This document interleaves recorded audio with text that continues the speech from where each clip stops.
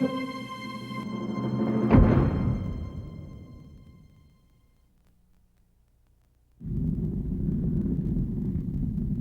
is a Yak-23, a Soviet-built jet fighter. Designed in the late 1940s, it was supplied in large numbers to the Soviet satellite countries. But this one, seen here, is being flown by an American, and despite its distinct profile, it is disguised as an American aircraft. The year is 1953. The story is true and the circumstances fantastic. Under covert operations, this Soviet Yak-23 was taken from communist Eastern Europe, flight tested on American soil, and returned to the rightful owners without their ever learning of its absence. The top-secret examination was conducted at Wright-Patterson Air Force Base in Ohio. Security guards maintained a 24-hour vigil outside the restricted area, while a handful of specialists worked to uncover all the Yak-23's secrets. The entire aircraft was assembled piece by piece, and when flight tests were completed, it was then disassembled and packed up just as it had been received. Any discrepancy in positioning the pieces would surely jeopardize the operation and put certain lives in danger. Prior to this evaluation, American intelligence had considered the Yak-23 a poor combat fighter, a far cry from its contemporary, the Soviet MiG-15. This jet fighter had proven a deadly opponent in the Korean War. Among American pilots, it had generated an aura of fear and mystique. But when a North Korean defector flew a MiG-15 to a U.S. air base in South Korea, American intelligence officers were able to dispel the myths. The U.S. Air Force quickly learned what the MiG-15 could and could not do. That was in September of 1953, just weeks before the United States would sneak the Yak-23 out of Eastern Europe. Why would the Air Force take such risks to evaluate a second-rate fighter like the Yak-23, and only weeks after it had learned everything there was to know about the best fighter the Soviets had to offer? The top-secret evaluation of the Yak-23 is surrounded by many questions, some of which still remain unanswered. Only recently has this story been open to the public. Few individuals will discuss it, and many are still unaware of what happened in this hangar over 40 years ago.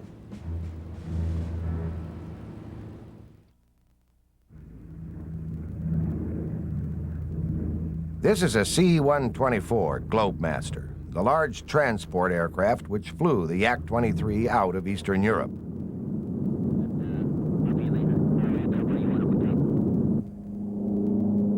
The name of the country from which it was taken is still considered classified information and continues to remain a secret.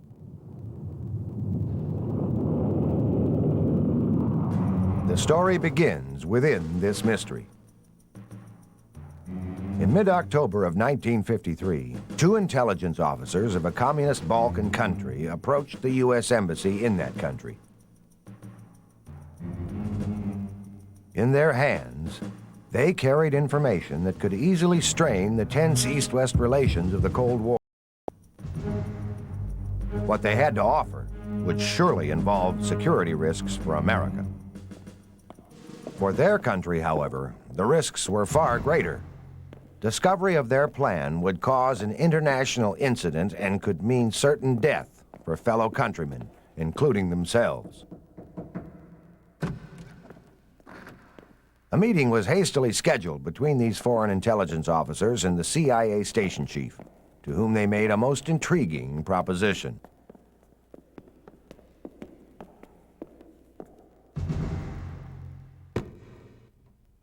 They claimed that a Soviet Yak-23 being transshipped by railroad through their country to another communist Balkan country was in their hands.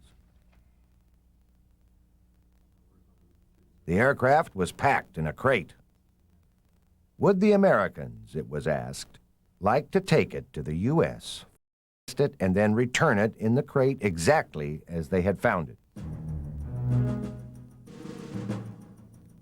Success of the operation rested on this most crucial point. The Americans must leave no trace that the Yak-23 ever left its crate. The Americans accepted the offer, and with the approval of the Air Force, it was decided that the aircraft would be loaded onto a C-124 and flown out of Europe.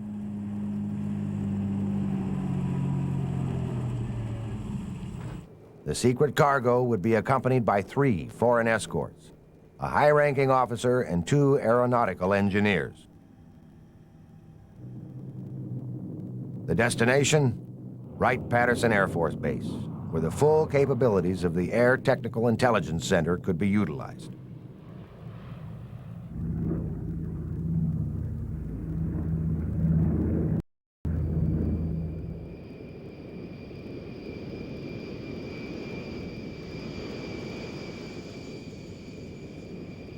Wright-Patterson Air Force Base is located in Dayton, Ohio. This C-141 transport plane is approaching the same airstrip on which the C-124 landed with the Soviet Yak 43 years ago. Back then, however, the Yak-23 arrived in total darkness. At 2 o'clock in the morning, the C-124 was towed to the open doors of this building, Hangar 145. Here, the crate was unloaded, and inside, the Yak was carefully assembled under tightly guarded conditions. Only a select group of men from the Air Technical Intelligence Center was given access. Vic Billick was one of those analysts. He is one of the few men who will talk about that secret operation. It was a unique opportunity. We had never had one, to my knowledge, as an analyst rather than as a collector, that we didn't have a parallel situation.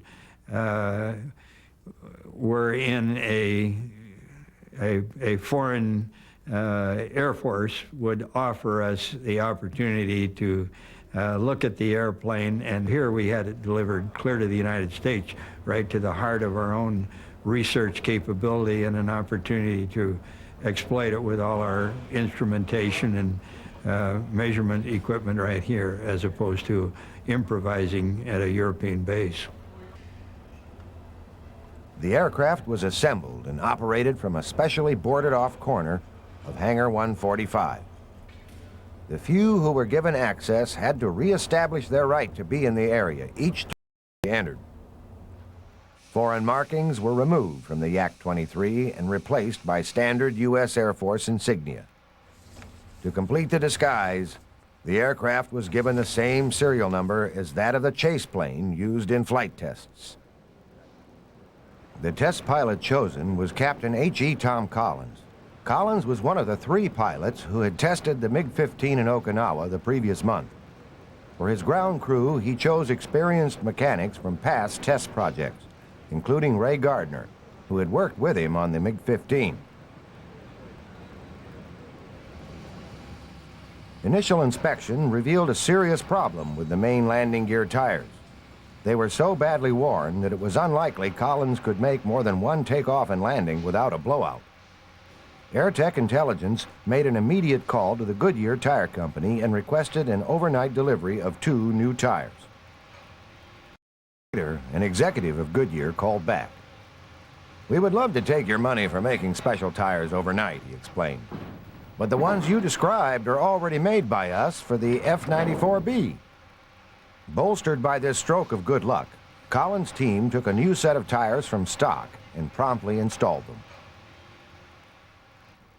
The cockpit of the Yak-23 was considered small compared to most American fighters. The pilot sat at the wing's trailing edge. Sideways vision was thus limited by the wing surface. In fact, the whole field of vision was considered to be only average. From the American standpoint, the Yak-23 was not a remarkable aircraft. Indeed, it was a simple aircraft. But its simplicity made it easy to fly, and this had made it popular among pilots in Russia and Eastern Europe. Although production had stopped in 1950, Yak-23 still served largely in the Soviet satellite countries. In the event of hostilities, air forces of the Western Bloc nations would undoubtedly lock combat with them.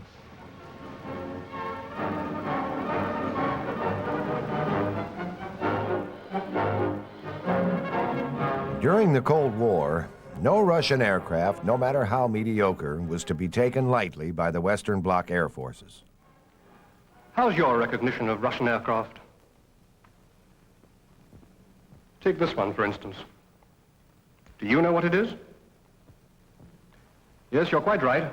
It's the Yak-23, now known as Flora. I personally can't understand why they've given a jolly good Scottish name to what might be described as not a very outstanding Russian aircraft. However, as you can see, this training film was produced to highlight the Yak-23's defining characteristics, one of which deserves special mention. An interesting point is that Flora uses the Soviet production version of the Rolls-Royce Derwent turbojet that was originally sold to them in 1947. The armament consists of... How the Yak-23 got its engine warrants a closer look at Russia's early quest for a superior jet fighter. In 1947, the British government supplied the Soviet Union with 25 Rolls-Royce Nene and 30 Rolls-Royce Derwent turbojet engines. At the time, they offered greater power and better reliability than the engines being developed in the Soviet Union. When they arrived in Russia, they were copied, and the derivatives were built as the Soviet RD-500 and the RD-45.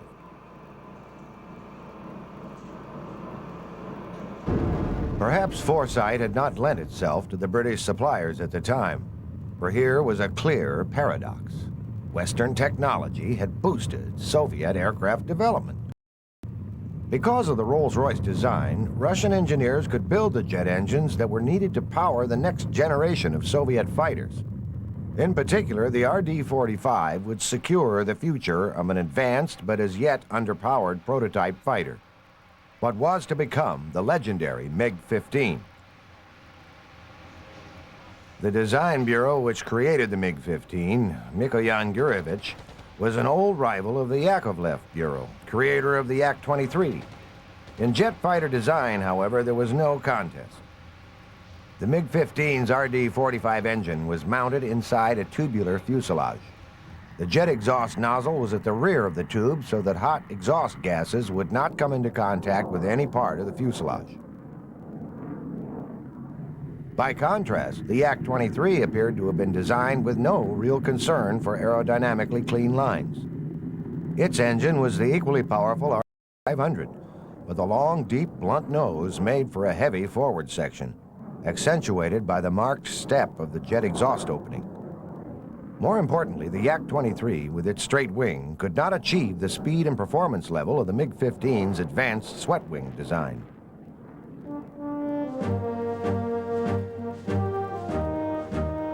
When the MiG-15 made its debut in 1948, it demonstrated superb acceleration and climb capabilities. The Soviet version of the Rolls-Royce engine pushed it to speeds of over 600 miles per hour.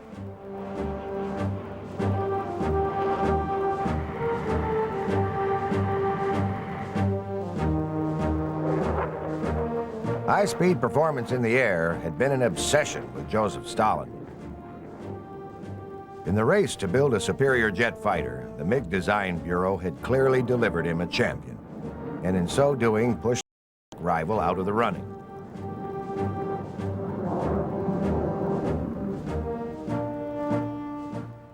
During World War II, however, the situation had been quite the reverse. It was the Yakovlev Design Bureau that proved to be the maker of champions for Stalin's Air Force. In fact, the Yak fighter designs of World War II far outclassed those of the MiG Bureau. Alexander Yakovlev had been a rising star among Soviet aircraft designers. And in 1938, Joseph Stalin asked him to build a general-purpose tactical fighter with a combat capability far superior to that of anything currently in the Red Air Force. Yakovlev, who had never built a fighter plane before, promised a prototype within the year. On June 22, 1941, Adolf Hitler launched Operation Barbarossa and penetrated Russia's western front with devastating results.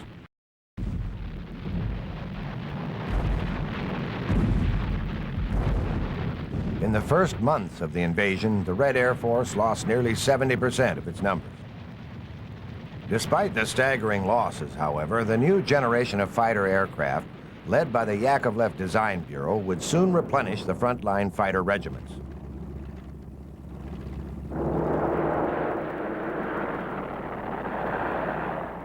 The Yak-1 was underpowered and underarmed against the superior aircraft of Hitler's Luftwaffe.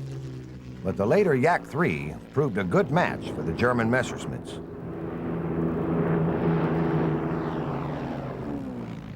Once the Russian pilots overcame their deep-seated fear of the Luftwaffe, they soon perfected their combat abilities. The high-performance Yak-3 offered its pilot an agility unknown to any previous Soviet fighter.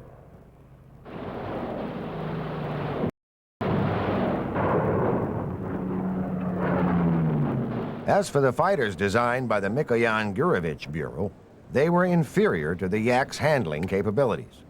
The MiG-1 and MiG-3 could fly well at high altitudes, but they failed to meet the requirements of low aerial warfare over Russia. The most important aircraft designed by Yakovlev during the war was the Yak-9. Whereas the Yak-1 and the Yak-3 were high-performance aircraft, the Yak-9 became the consummate battlefield fighter. It was heavier, it had greater endurance, and it evolved into a multi-purpose combat aircraft. It was not long before the quality and quantity of Yak fighters finally broke the back of the Luftwaffe. In the final months of the war, however, the Yak Design Bureau would face an entirely different challenge. Pure jet power. Germany revealed the future of combat aircraft design with the introduction of its Me-262. It came too late to change the course of the war, but it did change the face of aerial combat. Working from captured German documents, the Soviets had already begun developing their own jet designs. It was Alexander Yakovlev's belief that this new breed of engine should be integrated into proven aircraft types. Instead of designing an entirely new aircraft, components of a Yak-3 were adapted to accommodate the jet propulsion system. He expanded the forward fuselage, locating the engine underneath. The tail was strengthened to withstand the hot exhaust from the jet nozzle below the midsection. The prototype, designated the Yak-15, flew in April 1946. But the distinction of being the first Russian jet to fly had gone just 3 hours earlier to the MiG-9, the latest from the Mikoyan Gurevich Bureau. Once the piston engine had given way to the turbojet, Yak fighters no longer held their advantage over MiG designs.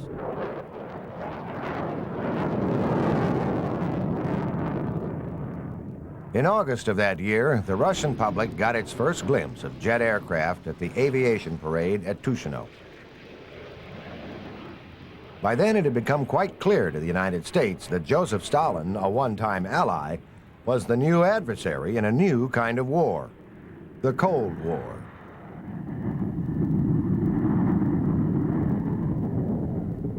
No one was more concerned, therefore, with the advance of Soviet jet technology than the Americans.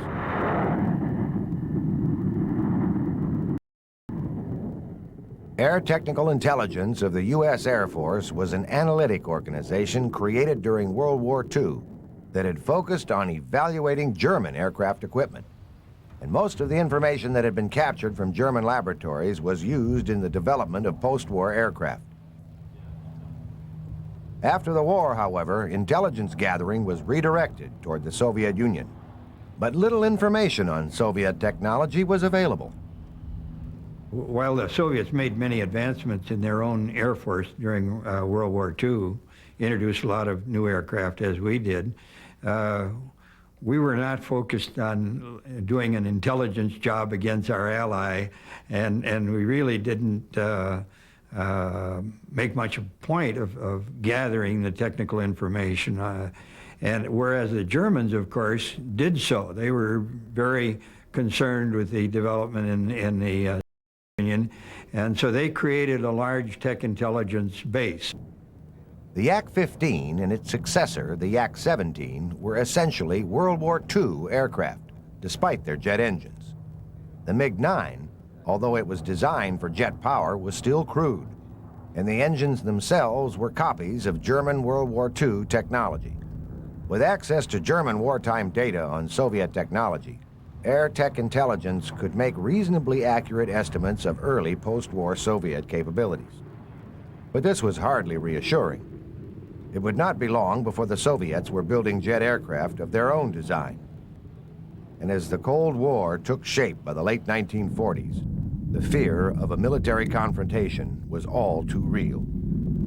We were real concerned about the Soviet advancements in jet aircraft and radars and other equipment advancements, communications and so forth, command and control, that would make them in an adversarial situation. We wanted to know what our bombers would encounter in the way of being intercepted by the Soviet defensive forces, and also what kind of an offensive air capability the Soviets had should at any time it happened to be that the Soviets would try to bomb the United States. The Soviet Union in 1950 had no intention of engaging in a direct military confrontation with the United States. Instead, the ideological battle between the two world powers would be fought indirectly through client states around the world. When North Korean troops invaded South Korea in June 1950, the United States, determined to turn back the communist aggressors, entered a war that would escalate into a major conflict. The Soviet Union never officially entered the war, but the United States and its allies would feel its sting in a more indirect way.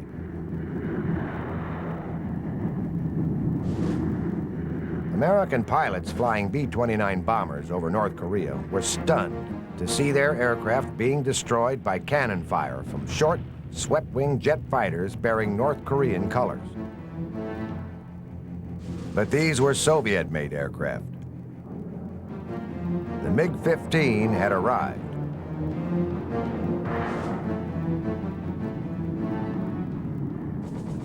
These new Soviet fighters were far superior to anything else in the skies above North Korea. The Americans had only one of the same class, the North American F-86 Sabre. But none were stationed in South Korea, and they were promptly sent from the United States to counter the MiG-15 threat. Both fighters were well matched, and air-to-air combat was fierce.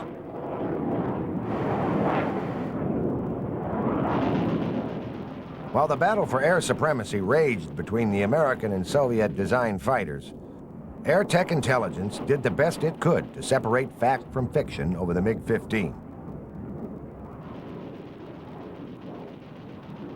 There were estimates based on earlier Soviet developments, and there were detailed descriptions made by F-86 pilots who fought them in the sky. But analysts desperately wanted to examine a fully operational MiG-15 up close.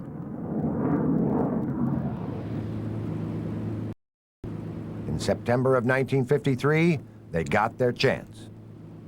Under Operation Moolah, U.S. planes had dropped thousands of pamphlets over North Korea offering $100,000 to any pilot who would fly his MiG-15 into South Korea and turn it over to the Americans. Lieutenant No Kun-suk, defected from North Korea, delivered his MiG-15 and accepted the reward. The Korean War had ended just months before, but the opportunity to fully examine the Soviets' most advanced fighter was an intelligence coup nonetheless. The plane was taken to Okinawa, where an expert team from the Air Technical Intelligence Center arrived from Wright-Patterson Air Force Base to conduct the evaluation. Among the 3 test pilots were Colonel Al Boyd, Major Chuck Yeager, famous for being the first pilot to exceed the speed of sound, and Captain Tom Collins, who would test the 3 just 4 weeks later back at Wright-Patterson. Collins was the first to fly the Soviet fighter. All the MiG-15's flight performance capabilities were explored. Comparisons to the F-86 were made. All the equipment was disassembled and examined. The guns were fired in controlled tests.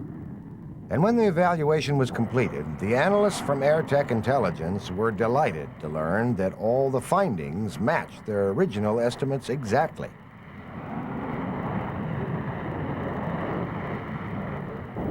But naturally, nothing was publicized. The accuracy of their findings would remain a secret for years, lest the Soviets learn how good the investigative techniques of Airtech Intelligence truly were.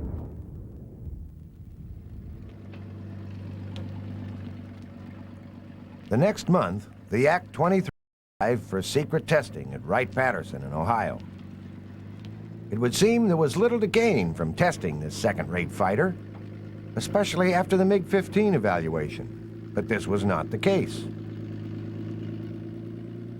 To get another jet was just another real milestone, and it turned out that the Yak-23 was a insurance development by the Soviets.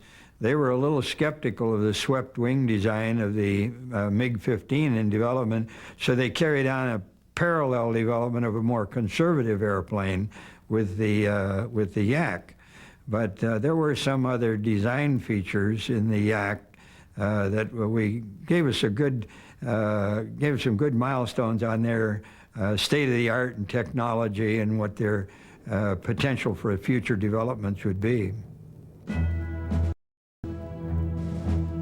Keeping the operation a secret from base personnel was difficult. Hangar 145 was located in a rather active area. But the greatest security risk lay in the assembly and disassembly of the aircraft. When the crate had been first opened, a photographer recorded the position of each aircraft piece before it was removed. It was a matter of life and death to those who had loaned the aircraft that nothing faced the wrong way when the pieces were later replaced. This made an already tedious job that much harder for the mechanics. Before assembly, each piece was closely inspected by a specialist, and in most cases, taken to the respective lab for testing. Every bit of data was considered valuable, no matter how insignificant it might seem compared to the findings of the MiG-15 evaluation. You know, you can't do projections too well from a point of reference. You have to have a broader base, this gave us a very sound base to make additional projections on the design capabilities in such things as the oxygen system, the controls, the instrumentation aboard the airplane, radio equipment and all. A lot of these were not identical to the ones in the MiG, and so as I say, it gave us another point of reference. Like the MiG-15, the Yak-23 was powered by a Soviet copy of the British Rolls-Royce turbojet engine. It was the only aircraft using the RD-500, which was practically identical to the Rolls-Royce Derwent 5. Several engine parts were checked for interchangeability with the Derwent. The combustion chamber liners were 100% interchangeable. The Soviet copy work was excellent, with the only significant difference being a relocated oil tank. Instrumentation in the cockpit was relabeled for pilot identification. For the MiG-15 tests, Captain Collins had used a North Korean pilot for help in translation. Here, he had only the help of a Russian interpreter, and several switches had to be labeled unknown. The Mach meter, airspeed indicator, and altimeter were replaced by U.S. flight test counterparts. Since the Yak-23 had no cockpit pressurization, mechanics installed an American oxygen system with a reservoir tank. The bad experiences with the faulty Soviet oxygen system in the MiG-15 had prompted Collins to ask for the replacement. As no new holes could be drilled, installation was especially challenging. The Yak-23 was armed with two 23 NR type guns, N for Noodleman, R for Richter, This was a slight variant from the NS, Noodleman-Surinov guns that were found in the MiG-15. At the controlled tests in Okinawa, analysts found the MiG's NS guns to be lightweight, small, and possessing a high rate of fire. As gunnery expert, Vic Billick needed to know what performance differences from the MiG's gun existed in the NR type of the Yak.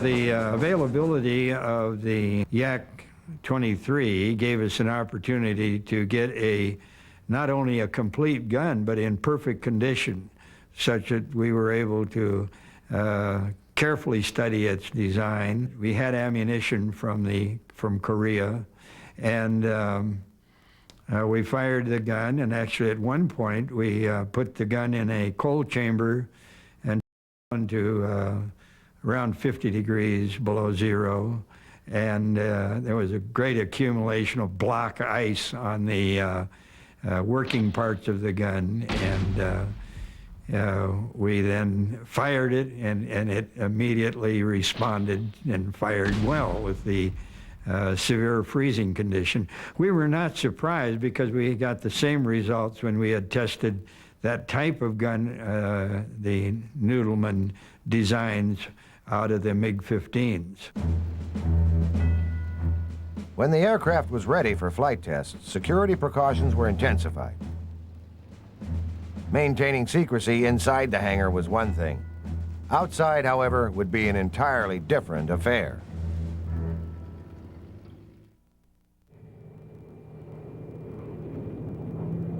For its initial start, the Yak was towed to a thrust stand area.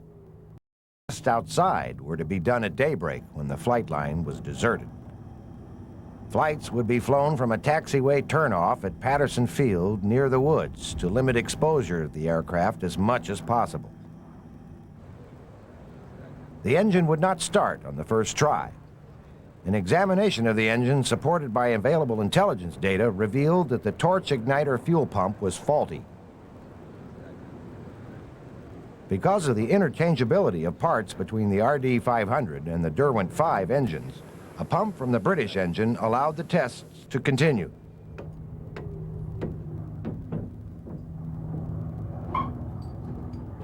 When the next start was a success, Collins took the Yak out for its first taxi tests. The taxiway that had been chosen for flight operation lent little room for maneuvering on these initial runs. It was thus decided to use the wide apron of runway 23, just northeast of the alert hangars, even though there was a security risk of being spotted. This decision would prove fateful. At the takeoff end of runway 23, Collins had just taken the Yak into the hold area when 4 F-86 Sabre jets from the 97th Fighter Interceptor Squadron came out of the alert hangars on an active air scramble. The F-86 pilots taxied so close to Collins that he could see them staring at the unfamiliar Yak. Collins was sure their security had been blown. We all got very anxious when we realized that this group went by so close and that they could identify the airplane, and that maybe one of them that might have been acutely aware of the configuration of foreign aircraft would have said, hey, that's a Soviet aircraft.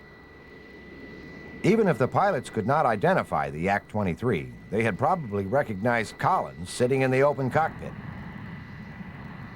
He was certain some of the pilots knew him, and they were bound to be curious.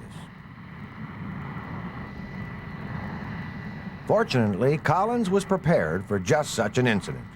He had already worked out a cover story in the back of his mind and decided to use it should one of the pilots become inquisitive.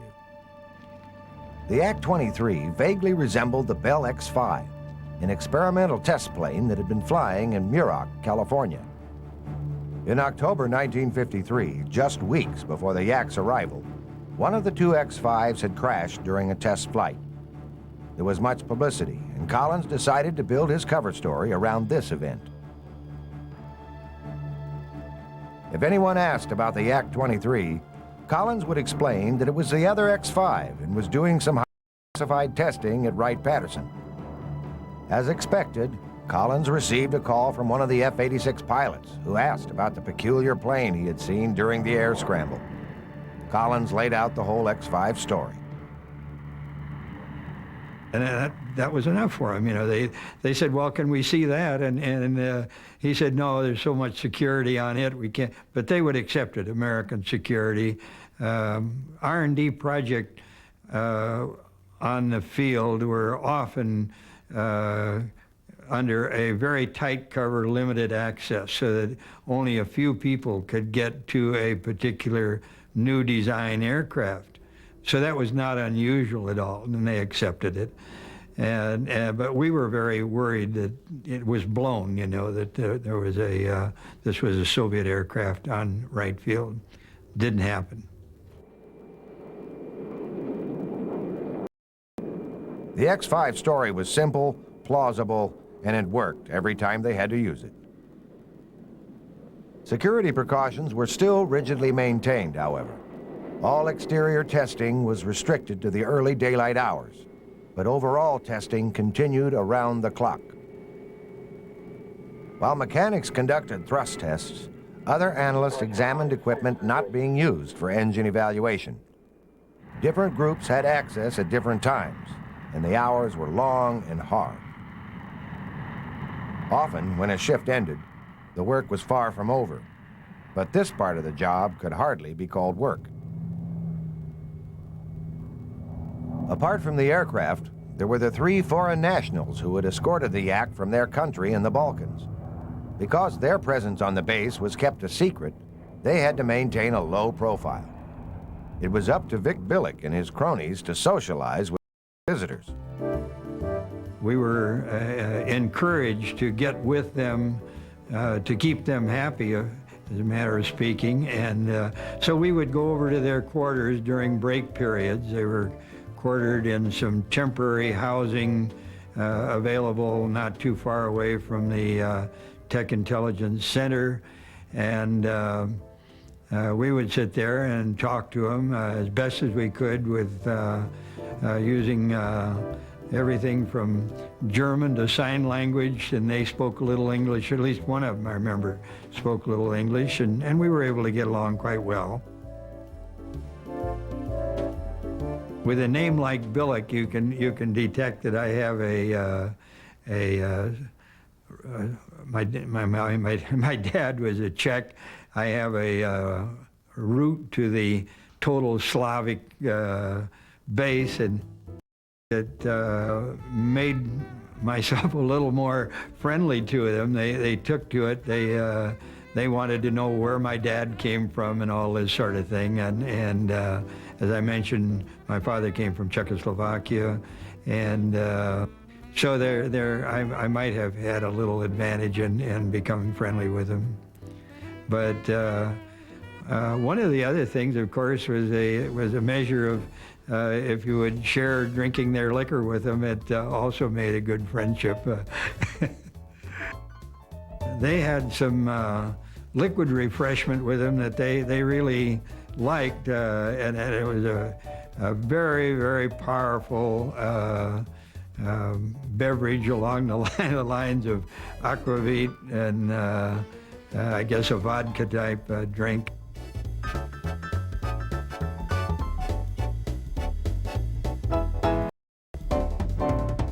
So I happened to be able to drink along with them and enjoy the evening and a few hours.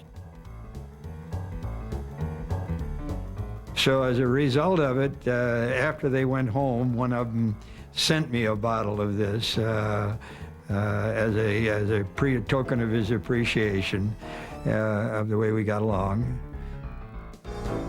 And I kept it all these 40 years, and that's a little bit of memorabilia about the fact that it was not all work. They were nice guys.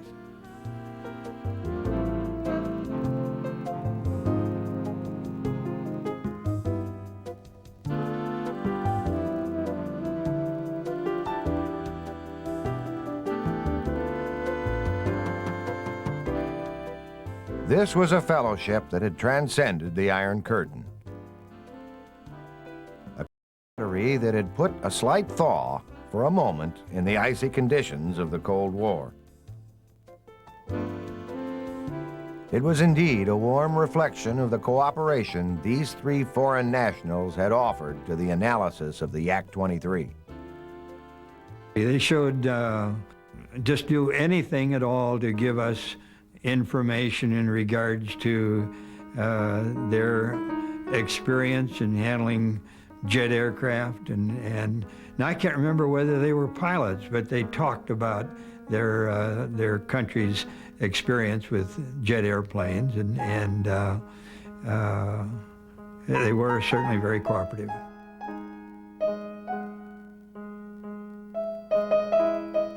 Who were these three who had escorted the Yak-23 to the U.S.? To this day, their identity is still classified information, as is the country from which they came. The official account states only that the Yak-23 was loaned to the United States by a communist Balkan country. The Balkans are a group of nations in the southeast of Europe. In 1953, there were 4 communist Balkan countries: Romania, Bulgaria, Yugoslavia, and Albania. Soon after the end of World War II, each had fallen under the Soviet sphere of influence. But in 1948, one of these Balkans broke from the Soviet bloc. Yugoslavia, while it remained fiercely communist, became the first socialist state to challenge Joseph Stalin and get away with it.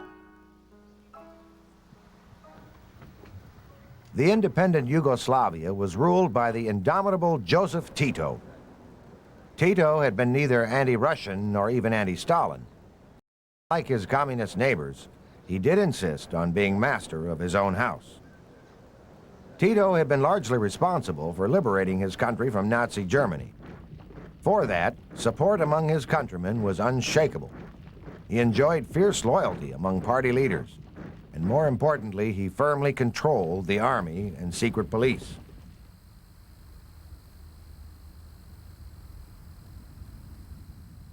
By 1953, Romania, Bulgaria, and Albania were virtually under the direction of Soviet authority.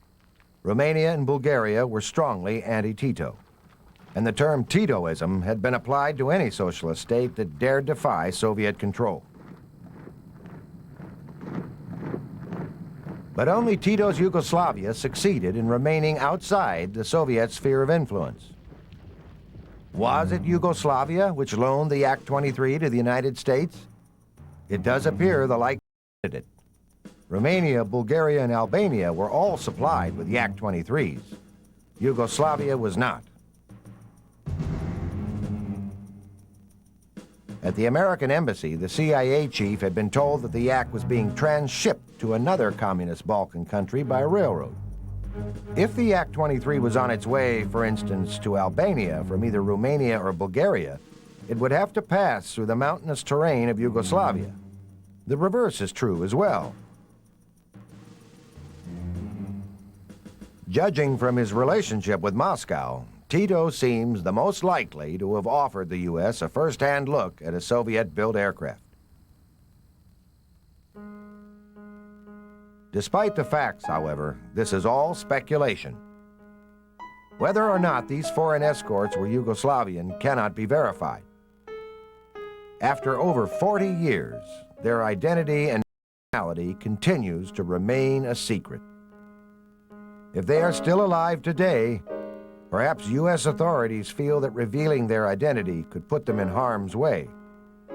In any case, their contribution to air tech intelligence will not be forgotten.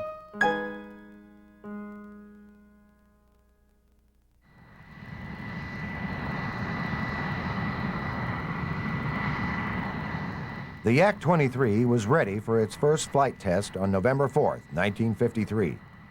The aircraft was small, with a gross weight of only 6,600 pounds, nearly 5,000 less than the MiG-15. Yakovlev had designed the aircraft to be smaller, lighter, and faster than the Yak-17. It was, but the Yak-23 was far from being an efficient jet fighter. Equipped with high-frequency radio instruments, the Yak could high-frequency signals to this radio truck. The signals would then be rebroadcast in standard Air Force band for analysis.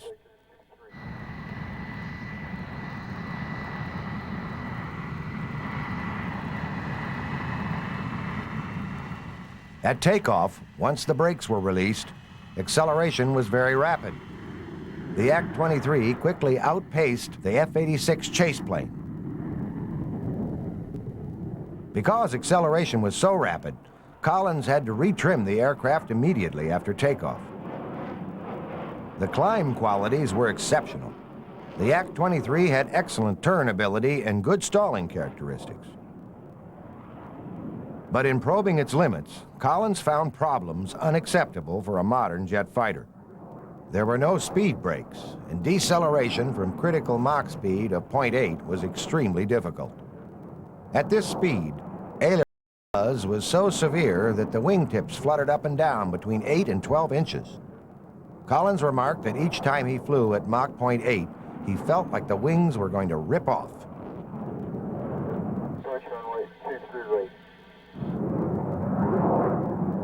With no cockpit pressurization, Collins would have to wear a self-contained pressure suit to take the Yak to its absolute ceiling of 52,000 feet. But there was a problem. The Yak-23 pilot's seat was designed for a seat-type parachute. With the pressure suit fully inflated, Collins' head would be forced against the canopy and cocked to one side. It was an unacceptable situation. Instead, Collins decided to fly without a parachute. He would later remark that it felt a little strange. Yes, our approach is on. Let's keep 3 left. 8 test flights were flown in all, the last being on November 25th. Collins concluded that despite the problems with directional stability and the limitations to high-altitude flying, the Yak-23 was a competent aircraft, and it could be expected to defend itself against contemporary jet fighters. By 1953, the Soviet Air Force had already replaced its Yak-23 fighter regiments with the superior MiG-15. The last Yak-23s would be withdrawn from the Soviet satellite countries in 1961. Airtech Intelligence had gleaned all it could from the Yak-23 evaluation, and in most cases found little that strayed from original estimates. The obstacles had been great and the risks high, but intelligence gathering is an all-or-nothing exercise. No facts can be overlooked, no opportunity missed.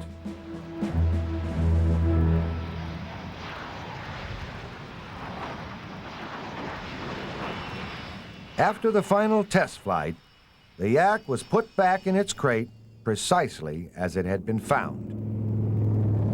The C-124 picked it up and returned it and the 3 escorts to the Balkan country from which they'd come.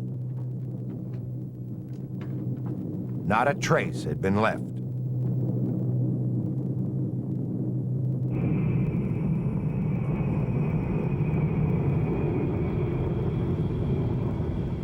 The secret evaluation of the Yak-23 would remain in the black until 1991.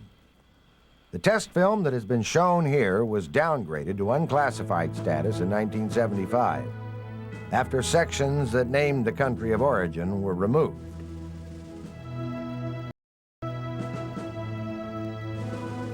Hangar 145 is still being used. High-speed jet transports line the walls now.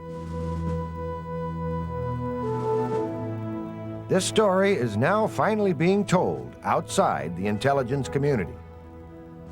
And yet most who use this hangar today still know nothing of the small Soviet jet that was hidden here over 40 years ago.